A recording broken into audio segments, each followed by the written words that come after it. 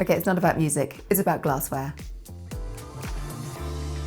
I'm Libby Brody, certified wine consultant and columnist, and I'm here for the wine curious to help you drink that little bit better.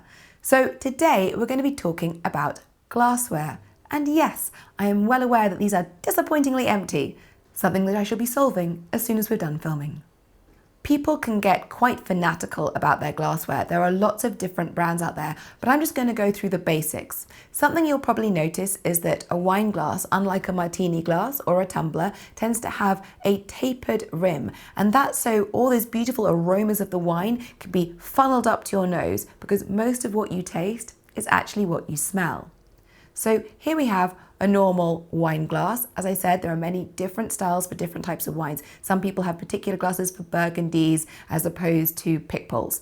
But this is a basic wine glass, and you'll see it has the tapered rim and a slightly wider part here. Now, in general, wine should be poured up to the widest part of the bowl, and that's so oxygen hits that wine, and again, that just helps to open up those flavors and aromas after it's been stuck in a bottle.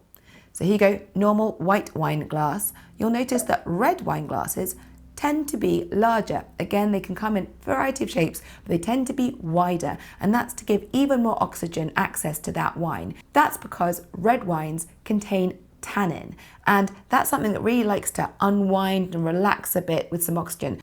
So you want to give it maximum surface area in these beautiful wider glasses. And then on to the controversial topic of sparkling wine. So back in the day, you had the Coop, the vintage Coop. This was the original champagne glass, and people said that it was based on the breast of Marie Antoinette. That is a myth. I'm not even sure how that would work.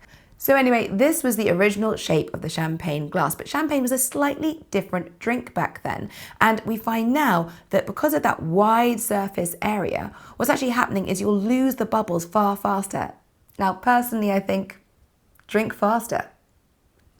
But those people who want to maintain the bubbles in their wine, they prefer something like a flute. I mean, this is glamorous as hell.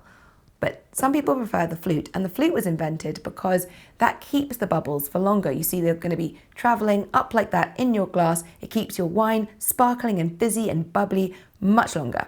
However, the problem with this is that it doesn't really allow you to actually smell all those beautiful aromas because it's such a thin funnel-like shape. So it's probably great still for simple sparkling wines or maybe younger sparkling wines. But if you've got an aromatic or aged or particularly interesting sparkling wine, then you'll notice that most restaurants now, and it's becoming more and more fashionable, are using the tulip-shaped glass. Again, it's still long to maintain the bubbles for longer, but it's got a wider part here, and it funnels, again, that tapered tip funnels the aromas to the nose. And this is so that you can sort of, maybe a bit of a swirl.